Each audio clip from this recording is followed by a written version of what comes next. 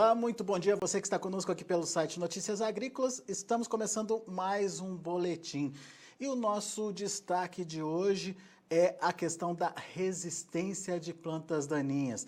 Plantas daninhas que você, produtor, já conhece, tem alguma resistência principalmente ao glifosato aqui no Brasil. Alguns outros produtos começam também a ter plantas resistentes a eles. É sobre esse tema que a gente vai conversar agora com o Leandro Albrecht. Ele é professor da Universidade Federal do Paraná, tem um grupo de pesquisa atuando em campo aí e observando essa questão da resistência, principalmente a resistência múltipla, que começa a preocupar bastante. Os primeiros levantamentos dão conta de que essa resistência começou lá atrás, na safra de 2016, 2017, mas que vem avançando e vem avançando muito. O último relato agora, principalmente na pesquisa elaborada aí pela equipe da Supra Pesquisa, do qual o Leandro Albrecht faz parte, detectaram aí uma resistência múltipla lá no Paraguai. Leandro, seja bem-vindo, obrigado pela participação conosco aqui no Notícias Agrícolas. Afinal de contas, que plantas são essas e como é que está essa questão da resistência múltipla? Por que ela preocupa tanto? Ok, primeiramente, bom dia a todos que nos ouvem, que nos assistem, né? Agradecer a Deus primeiro por estar aqui, agradecer especialmente vocês aí do canal, né, da Notícias Agrícolas, pela oportunidade de a gente conversar um pouco nessa manhã, né? Não sei como que tá aí, se tá frio, mas por aqui, pelo oeste do Paraná, tá um pouco frio.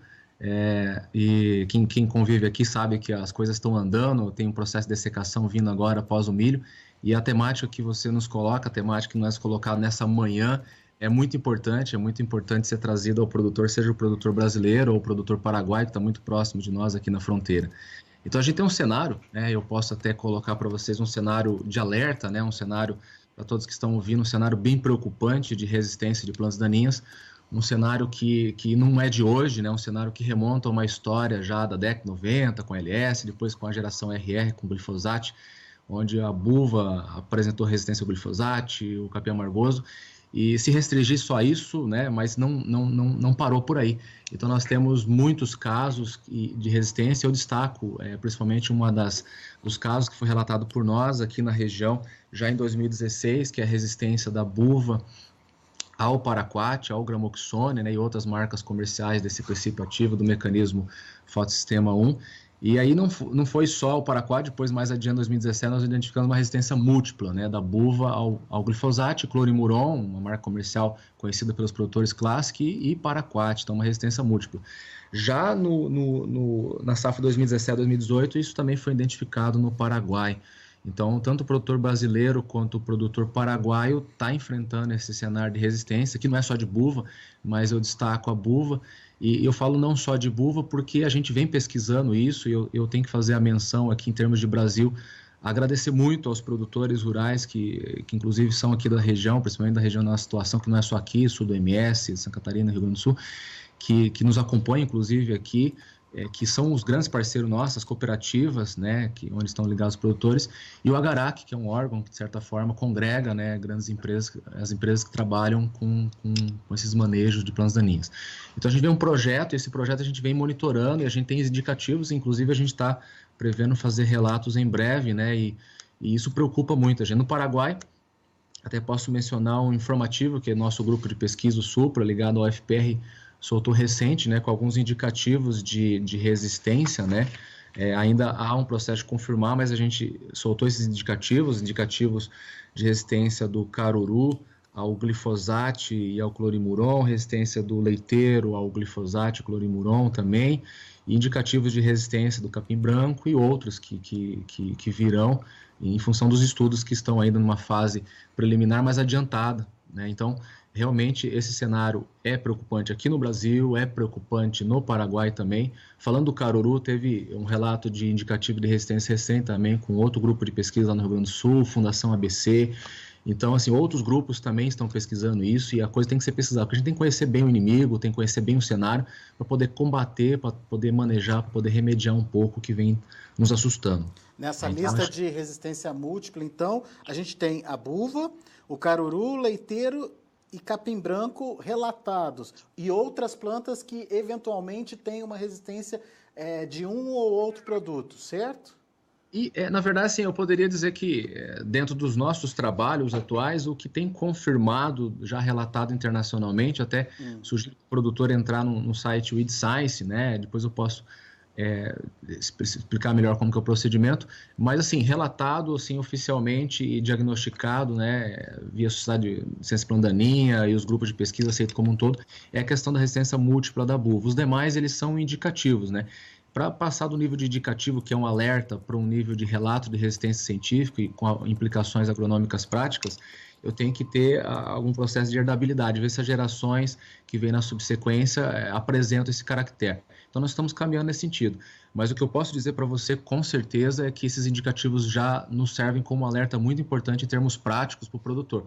E confirmado é essa múltipla resistência da buva, tanto aqui no Brasil quanto no Paraguai, de glifosato, clorimuron e paraquat, né?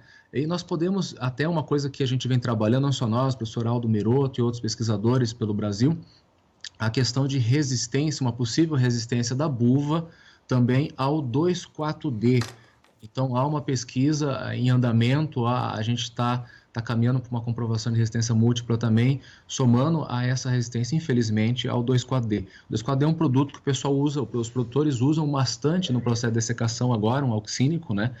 E eles usam associado com glifosato e faz uma sequencial depois com produto de contato como paraquat.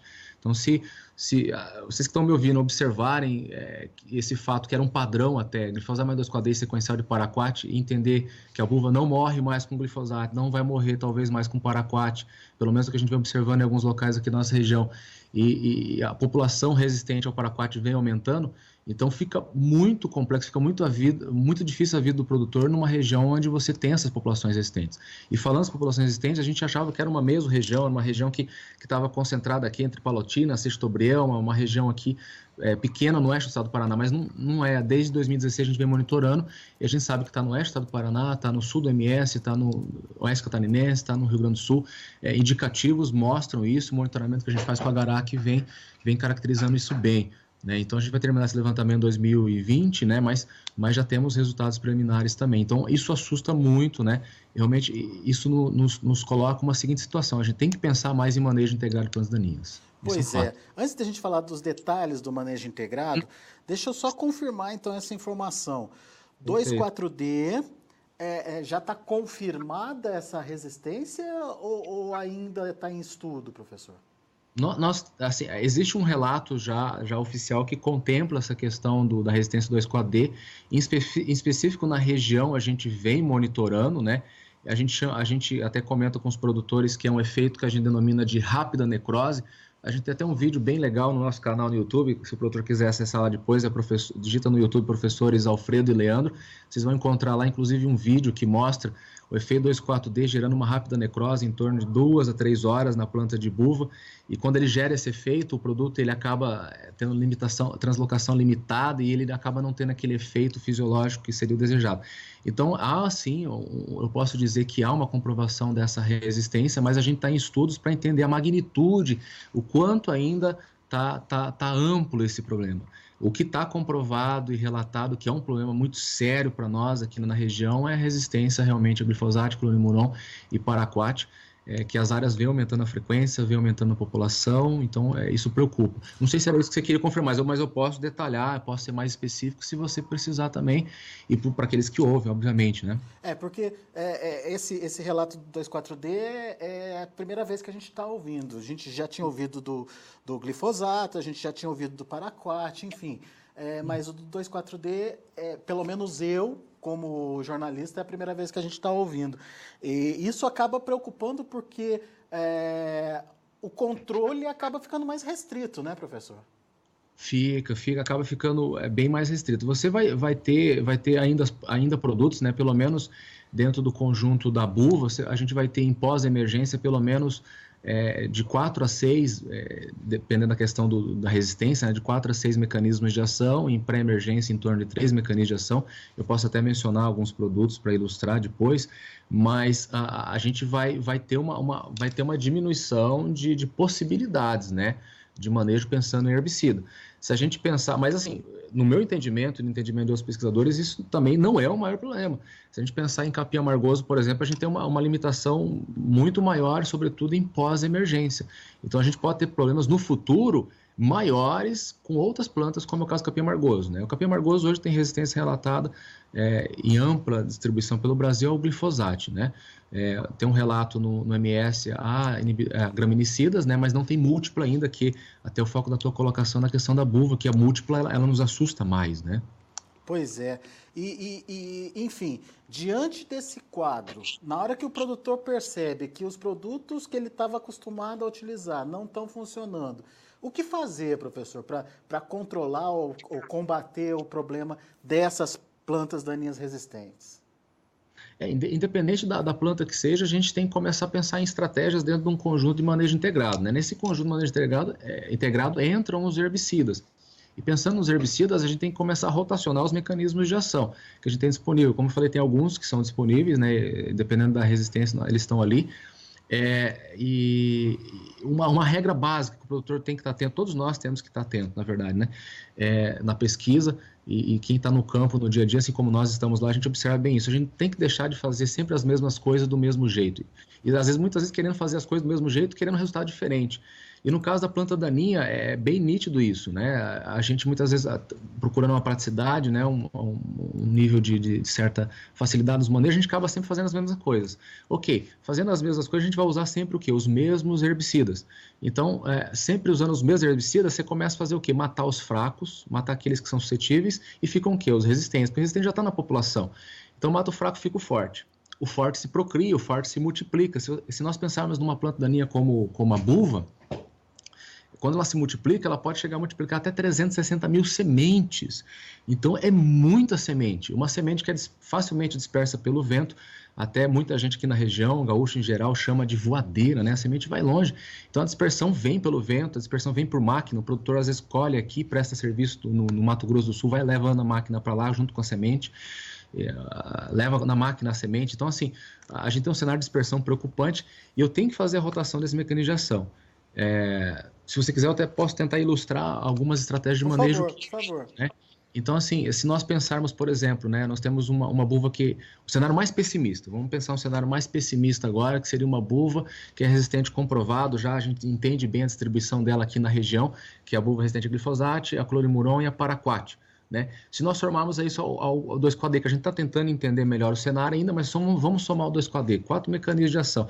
Mas, na verdade, nós temos alguns cenários que, por exemplo, auxínicos, um dos 4, que é o 2,4-D. Eu tenho outros auxínicos, como dicamba, como tricopir, que ainda tem um efeito super interessante sobre a buva, que não tem rápida necrose e que podem ser substitutivos do 2,4-D. Né? Se nós pensarmos, por exemplo, clorimuron. O clorimuron, ele é um mecanismo de ação ALS, né? Todos desse mecanismo de ação não funcionam mais? Não. Tem alguns produtos dentro de um grupo químico dentro desse mecanismo de ação que ainda tem uma certa funcionalidade, como o clorazulam em pós-emergência, até dentro da soja, né, como o diclosulam, que é um ótimo pré-emergente para buva.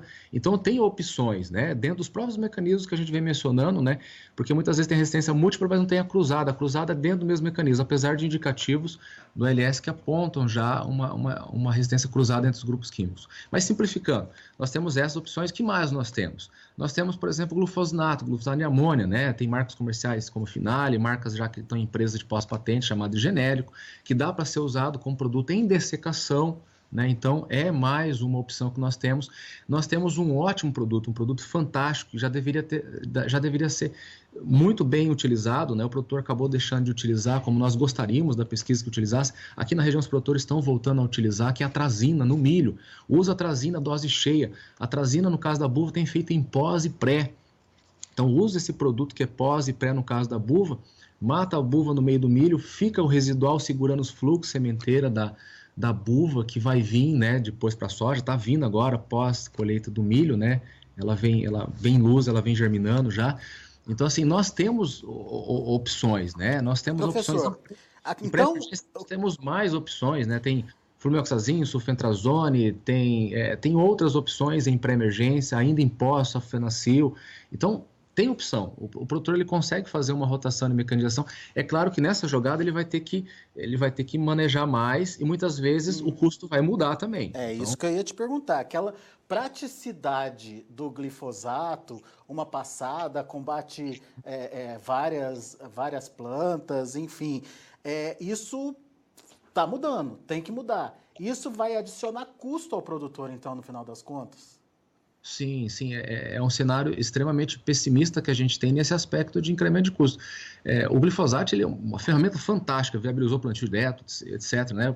Eu vi que até no site de vocês tem um link bem legal, Mitos e Verdades do glifosato, é um produto fantástico. Né? As plantas que ele ainda não mata, ele tem que usar, ele tem que estar no sistema ainda, né? Sobretudo para algumas gramíneas, ele tem um efeito super bom. Então, mas tirou ele não tem aquela performance que ele tinha, tem que ter um substitutivo, né, em pós, né, em dessecação. Então, começa a incrementar o custo, né? Se a gente pensar num cenário, por exemplo, de alguns produtos como o glufosinato, ele vai se tornar um produto, ele já se tornou um produto pós-patente. Então, a tendência é cair o custo. Não sei quando que vai chegar num preço mais acessível. Ele é já acessível, mas, você entende? Aumentam o custo. Pensa em pré-emergente. Nós não usávamos pré-emergentes com frequência desde a década de 90, começo de 2000, antes da geração RR, antes da soja RR. Agora nós temos que voltar a pensar em pré-emergente. Usou pré-emergente? É um produto mais técnico e tem um custo também do pré-emergente. Então já tem gente fazendo duas de pré-emergente. Então o pré-emergente ele se torna uma ferramenta inicial. Apesar que apenas 14% dos produtores no Brasil usam pré-emergente em soja, diferente da década de 90, que nós usávamos Sencor, usávamos, que é o mitribuzinho, usava Imazaquim, que é o septo, usava triflualina, né? Usava muitos pré-emergente em coquetéis até para tentar fazer o quê? Pegar um espectro maior e funcionar. A gente vai ter que voltar a pensar dessa forma, né? Só que tem um detalhe, o custo do herbicida vai aumentar o custo de produção total. Só que se a gente deixar o mato, a gente perde mais ainda, né? Né? Por exemplo, uma planta de buva por metro quadrado, né, dentro de uma lavoura, pode levar a perdas de até 14%. Uma planta de buva por metro quadrado pode levar a perdas de 14%. Né? Uma touceira de capim amargoso, perdas superiores a 20% da produtividade. Né? Se a gente pensar em buva, é uma Hilux que o produtor está perdendo a cada 300 hectares.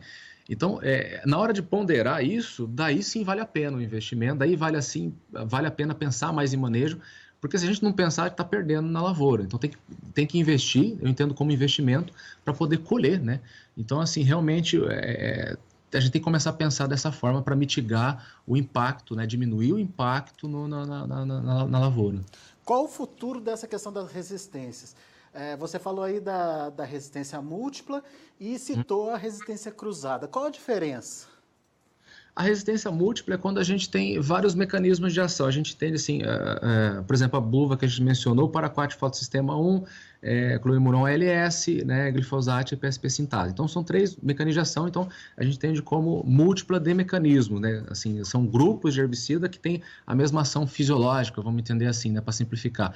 Agora, cruzada, às vezes, é quando a gente tem dentro do mesmo mecanismo de ação, a gente tem vários grupos químicos, como é o caso da ALS, né, que é o mecanismo de ação do clorimurão, mas tem 3 grupos químicos, que é, por exemplo, cito 2, da imidazolinonas, que é, por exemplo, imazaquim, imazetapir, imazapi, imazapic, e o grupo das sulfonilureias, que é o clorimuron, né, e metilfuron. Então, assim, se a gente olha para esse, por exemplo, pega uma planta como o picão, né, há uma resistência cruzada já, né, se a gente pensa numa planta como o leiteiro, há uma resistência cruzada. E há estudos, né, inclusive colegas da Universidade Estadual de Maringá, que vem mostrando uma resistência cruzada entre todos os grupos químicos desse mecanismo de ação, pensando na buva. É um estudo, né, que está aí, já foi publicado, então está em andamento a repercussão desse estudo, mas isso começa a preocupar a gente mais, né? Então, limita, em outras palavras, limita mais as opções de uso de herbicida. É claro que salta a nossa mente quando nós falamos em múltipla, né? Porque daí estou pensando em mecanismo como um todo. Daí acende o sinal vermelho já. Né? Seria mais ou menos essa lógica. Pois é, e qual que é o futuro do controle de ervas daninhas no Brasil? No Brasil, no mundo, que seja, enfim. Agora a gente está falando do Paraguai também, né? E realmente, assim, sobretudo pensando na nossa região aqui, eles, assim, somos espelho um para o outro, né? Porque os sistemas produtivos aqui, apesar de ter diferenças lá no Paraguai, lá eles fazem soja safrinha, a gente acaba não fazendo aqui, né? Mas há muita similaridade. Então, tanto para nós quanto para o pessoal do Paraguai, nossos colegas produtores de lá, e eu cito os nossos parceiros, como da Semente Pires, da Farma Consultoria, que vem nos auxiliando muito nas pesquisas lá dentro, são nossos parceiros de fato. Pires Sementes há mais tempo até. Então, assim, a gente vem observando um cenário extremamente caótico até se as coisas não forem remediadas, a gente não tomar atitudes em termos de manejo integrado. Por exemplo, pré-emergente tem que se tornar essencial e não só uma opção, né? A gente tem que começar a fazer muita coisa. E eu destaco o cenário futuro, né? Em termos de pessimismo, até a gente vem... até um discurso um pouco alarmista, espero não estar assustando muitos produtores que estão ouvindo, mas a gente tem que começar a se preocupar no nosso setor produtivo como um todo, o agronegócio como um todo, porque isso implica em diminuição dos rendimentos da lavoura e diminuição do rendimento do nosso agronegócio, né? Se a gente pensa Brasil como um todo, né, as gramíneas o que mais assusta, não é nem a buva, né? Se a gente pensa capim amargoso, capim pé de galinha, são plantas que nos assustam até mais, pensando a longo prazo, né? A buva é um cenário bem emergente, sobretudo aqui no sul, centro-sul do país, né? Mas o capim amargoso e o pé de galinha estão espalhados pelo Brasil todo já, e a resistência múltipla, inclusive o pé de galinha tem resistência múltipla também a glifosato, que já era há mais tempo diagnosticada, e também agora a graminicidas. Então, controla com o que pé de galinha, né? Então, em pós-emergência fica muito restrito. Basicamente, eu vou ter alguns produtos como o glufosinato para controlar pé de galinha e outros. E para emergência vai ser o foco daí, para gramíneas. Então, a longo prazo, se a gente não começar a agir efetivamente agora, né, com proatividade, né, a gente vai sofrer muito com a reatividade nosso no passado, né, e no futuro, quer dizer, e as perdas poderão ser maiores do que já são hoje, né? Então, eu não vejo assim de uma forma muito positiva se a gente continuar mantendo o sistema produtivo atual. A gente tem que realmente pensar em manejo integrado de plantas daninhas. Muito bem. Então, vamos detalhar esse manejo integrado. A gente já citou alguns pontos importantes aí do manejo integrado, mas no dia a dia, na prática, o que o produtor tem que levar em conta na hora de adotar o manejo integrado? Olha, a gente tem muitas estratégias que a gente poderia mencionar. Eu vou focar naquilo que é mais prático, que é mais usual até, né? Além do controle químico, né, de plantas daninhas, que a gente acabou mencionando bastante, e se você quiser, a gente pode mencionar mais para os produtores, e em outras oportunidades também estarei disponível, tanto eu quanto meu irmão, que é professor aqui na Universidade Federal do Paraná, o Alfredo, mas nós temos que pensar em não só... Como eu falei, em rotação lá de mecanismos de ação para herbicida, nós temos que pensar em rotação de culturas também. Porque quando eu coloco mais culturas no sistema produtivo, eu coloco, consequentemente, outros herbicidas, né? O exemplo clássico da rotação que a gente faz, sistema de sucessão, na verdade, soja, milho.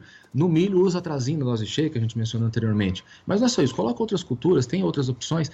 E quando não dá para colocar outra cultura, faça um consórcio, que nem é muito comum até na nossa região, alguns produtores aderindo, no Mato Grosso do Sul, outras regiões do Cerrado, afora aí, centro-sul e Cerrado. O pessoal vem adotando muito milho com braquiária. Por que isso é importante, né? A gente vai falando rotacionando cultura, rotacionando mecanização. Você colocando milho com braquiária, você cria um outro aspecto que é o que? A cobertura de solo, né? Pensa num cenário como buva. Milho está secando, vai ser colhido, entra a luz. A buva ela é fotoblástica positiva. O que é isso? Ela precisa de luz incidindo nela, assim, próximo dela, vamos dizer assim, um fóton de luz para ela dar uma acordada. Ela acordou tendo água, tendo temperaturas amenas, ela vem bastante. Se eu tenho palhada, a palhada ela serve como um selante, um invólucro protetor assim, né, nesse solo, impedindo que a luz venha. Segura o quê? Segura a emergência nesse ponto, de forma significativa, até não só de buva, de picão e outras sementes que precisam da luz para vir. A palhada, ela muitas vezes segura sementes pequenas que não dependem da luz, mas que estão ali, que para atravessar a palhada vai ter dificuldade. Então, gerar palhada, fazer rotação de cultura, gerar palhada é uma coisa extremamente importante que a gente tem que começar a pensar. Então, o consórcio é uma opção e a gente observa muito bem funcionando isso. Fazer a rotação de mecanização, usar pré-emergente, nesse sentido, e usar a rotação de cultura, ou no mínimo um consórcio, por exemplo, milho braquiário, mas se a pessoa faz milho aveia mais para o sul, então tem outras opções e a gente tem que começar a pensar nessas opções sim, senão o negócio vai dar ruim mesmo, né? E por fim, nesse manejo integrado, eu tenho que destacar uma informação: o problema está instalado, e está instalado em algumas regiões e está aumentando para outras. Uma outra coisa que a gente tem que destacar, repito, é monitorar isso. E nós estamos trabalhando, repito, com a Agarac, com cooperativas, com os produtores, e convido aqueles produtores que nos ouvem, que são do oeste do Paraná, que são do oeste catarinense, que são do Rio Grande do Sul, que são do Sudoeste, que é uma região de atuação nossa nesse monitoramento, nos ajudem a levantar isso. Se você viu escape na tua área, e não é aquela planta daninha mal matada, sabe? Que tá tudo meio queimado, assim, mas é uma planta sobrevivente, lado a lado, uma tá verde, outra tá seca. Tenta fazer essa informação chegar na gente. Se tem semente coletada, tenta fazer essa semente chegar em nós. Nós avaliamos isso em condição controlada, testamos e seguimos protocolos internacionais para ver se realmente é resistente ou não, né? Até para ter uma informação para o produtor, né? E tendo uma informação do produtor, não é só dizer que é resistente ou não. É também passar o que fazer a partir dessa resistência, que é o que a gente está tentando até conversar brevemente aqui. Então, nos ajuda esse monitoramento. Monitoramento faz parte do manejo integrado de plantas daninhas e todos estão convidados a nos auxiliar. Não só nós, né, que estamos na pesquisa nessas regiões que eu mencionei, mas os colegas da Embrapa, de outras instituições de pesquisa, colegas ligados ou não ao Agarac, nos ajudem nesse processo. Tá? O manejo integrado é o que há agora, né? A gente então falou de buva, falou de caruru, falou de leiteiro, falou de capim amargoso, enfim, são todas plantas que já têm algum estudo, enfim, alguma comprovação de resistência a pelo menos algum produto. A buva, no caso, são múltipla resistência, né, a vários produtos, e o produtor precisa ficar atento à adoção do manejo integrado, porque senão a gente vai estar aí comprometendo o futuro da produção.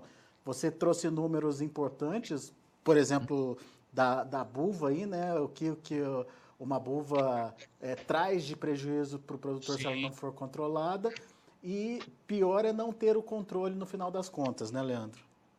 Pior é não fazer o controle. A gente não realmente, assim, eu falo por nós da pesquisa, né? A gente, tanto na pesquisa quanto o pessoal da produção direto, né? Eu também já fui produtor junto com o pai, com o meu irmão, então, assim, a gente não pode dar bobeira, né? A gente realmente tem que investir nisso aí. E se a gente pensa numa das estratégias que nós mencionamos, que, por exemplo, o uso de pré-emergente, às vezes uma aplicação de pré-emergente pode aumentar o custo inicial do produtor, mas ela pode tirar uma aplicação em pós, pode tirar um problema que é uma planta daninha que está emergindo em fluxos diferentes no meio da lavoura e vai roubar a soja do produtor, né? Porque mata interferir, vai tirar o rendimento. Então, a gente realmente vale a pena investir, não só no controle químico, nas estratégias de manejo, que sempre foram uma realidade, mas muitas vezes a gente sempre opta, né? Nós, seres humanos, temos essa tendência de sempre optar por atalhos, caminhos mais fáceis, né? Tem até um vídeo nosso no YouTube que a gente menciona assim, padrão de dessecação. Hoje a gente não pode dizer que existe um padrão de dessecação mais, né? Para nenhuma espécie. Cada caso é um caso, cada cenário é um cenário, e a gente estava conversando e você bem recapitulou, e as plantas que são resistentes e que têm indicativo de resistência, né? Nós podemos destacar o picão, né? Também a resistente a glifosato, que foi identificado no Paraguai pelo grupo de Maringá e outros pesquisadores que tiveram ligado em Embrapa e colegas lá da Farm, na consultoria também no Paraguai. Então, já tem até monitoramento do Paraguai, o quanto vem aumentando essa área do picão resistente ao glifosato, né? Será que está aqui no Brasil também? A gente tem que entender isso. A gente tem material coletado, estamos estudando, né? Mas percebe, você produtor que está ouvindo, eu falo especialmente para você agora, percebe que realmente nós estamos num cenário nada positivo. Daqui a pouco a gente está entrando na máquina do tempo e voltando na década de 90, onde a gente tinha que usar coquetéis de herbicida em pré, coquetéis de herbicida em pós, fazendo 2, 3, 4 aplicações em pós-emergência, misturando produtos, sapecando tudo a soja. Então, nós temos que evitar isso.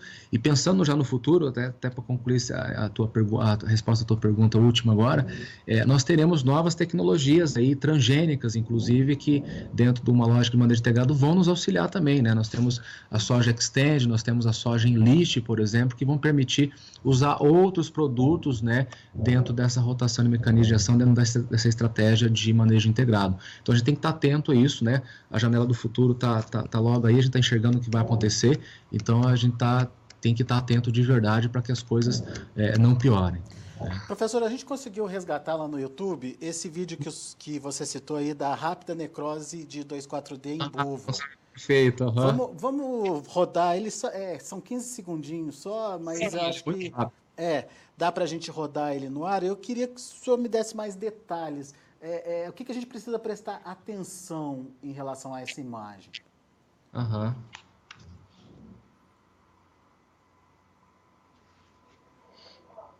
Vamos rodar de novo, daí o professor comenta em cima, pode ser? Vamos lá? Tá ok, deixa até... Eu não estou conseguindo ver tua imagem aqui, deixa eu ver se eu consigo ver pelo site aqui. Tô vendo aqui agora. Isso, pelo site eu estou vendo aqui. Perfeito. Vocês podem observar, vocês que estão assistindo, que o efeito de rápida necrose é muito rápido. A planta ela já necrosou nesse ponto do vídeo, né? O que acontece? Você tem um processo, né, onde o 2,4-D é absorvido rapidamente pela planta, né? Os oxínicos em geral desse mecanismo de ação são, né? O 2,4-D é um exemplo típico disso. Ele entra fácil dentro da planta e ele vai ter esse efeito de necrose na planta dentro de 2 a 3 horas. Então, assim, ele é como se ele ficasse restrito a certas partes da planta e ativa o metabolismo oxidativo, né? E ele vai queimando, vai matando célula, vai matando tecido, e ele não transloca para o resto da planta. Então, ele não chega onde ele deveria chegar, ele não dá aquela travada fisiológica na planta, porque nossos produtores geralmente faziam o quê? Aplicava glifosato mais 2,4-D, né? Uma relação 2:1, 2 para glifosato, 1 para 2,4-D, essa era a fórmula que nós tínhamos, né? E essa mistura, a associação tinha um espectro legal e na buva em específico dava uma travada nela, né? A buva grande não chegava a matar, mas dava uma travada, a buva pequena até matava. E aí essa buva travada fisiologicamente sobrava para o produto na sequencial que vinha, às vezes 7, 10 dias ou mais, dependendo do nível de rebrota, da condição ambiental. Esse produto secante, que geralmente era o paraquat, que hoje apresenta resistência na nossa região em alta frequência, vinha e queimava. E aí uma buva, muitas vezes não muito crescida, né, não muito perenizada, já ficava ali, já morria, não rebrotava nem mais. A buva muito perenizada, às vezes passando de 15 centímetros, né, já no processo de lignificação, rebrotava dentro da soja, o produtor entrava com outro produto, se necessário fosse, que geralmente era muito usado e ainda é o clorasulã, que é o pacto, né? Então ele travava essa buva, a soja fechava, o melhor controle para a planta daninha é a própria cultura, a cultura fechou, né, você cria um processo de supressão para a planta daninha e a soja vai. Então, essa necrose não significa controle, então? Não. É até engraçado porque às vezes a gente compartilha com os produtores quando eles pedem para nós esse vídeo, né? Indicam no canal, compartilha o vídeo. A gente já apresentou em eventos de extensão. E o produtor olha, nossa, eu quero esse produto agora, né? A gente não fala o que é, o produtor olha e fala, não, eu quero esse produto. Nossa, queimou rápido, né? E a gente fala, o 2,4-D. Mas como? O 2,4-D não faz isso porque, desculpa trocar o miúdo, mas o 2,4-D ele dava aquela brochada, ele dava aquela epinastia e amarelava a buva. E ele não fez isso. Então, assim, essa necrose é boa ou é ruim? É péssima, porque o 2,4-D não fez o efeito que ele deveria fazer, porque ele é um produto sistêmico, deveria translocar, deveria travar a fisiologia, ele é um produto oxínico, ele desbalança os hormônios da planta, desbalança o balanço hormonal da planta, ele desbalança total o funcionamento da planta, e a planta, né, no mínimo trava se ela tiver crescida. Se for pequena, morre. Então, assim, pequeno que eu falo 6 a 8 folhas seria o limite. Mas, assim, esse efeito de rápida necrose não é legal. E a gente vem notando que, dentro dos 3 anos que a gente vem acompanhando isso a campo, a gente entendia que era efeito de formulação, efeito de tecnologia de aplicação, mas não é. A gente coloca isso em condição controlada, segue protocolos internacionais e realmente quando aplica isso, alguns biótipos, né, que são selecionados de populações que vêm de campo, né, ou seja, alguns grupos biotípicos, né, algumas buvas, tem esse efeito de rápida necrose, não morre, ela depois rebrota normal, mesmo pequena. Então a gente aplica 6, 8 folhas, dá esse efeito de rápida necrose e depois ela brota normal, e não deveria ser assim. Né? Então, realmente, esse é um efeito, está sendo melhor estudado até pelo professor Aldo Meroto, lá da URGS, no Rio Grande do Sul, né? Os detalhes metabólico-fisiológicos, mas nós temos essa identificação a campo, em condição controlada, seguindo protocolos rigorosos, e a gente vem aumentando, que desses 3 anos que a gente vem acompanhando, essa última safra aumentou muito, e essa safra a gente está observando de novo esse cenário, e isso é um produto a menos que a gente vem observando, né? Esse oxínico 2,4-D. Então, é mais um alerta para o produtor. Né? Então, 2 a 3 horas já dá o efeito de rápida necrose, a gente denomina até rápida, por causa que é rápido mesmo, é muito acelerado, e o produto não faz o efeito que deveria fazer, e daí a gente perde a sua funcionalidade. Muito bom. Esse vídeo está no canal do YouTube do professores Alfredo e Leandro Albrecht. A gente depois pode disponibilizar aqui para vocês o endereço certinho. Tem outros vídeos também lá, comentando, enfim, discutindo essa questão da resistência aí, das plantas daninhas.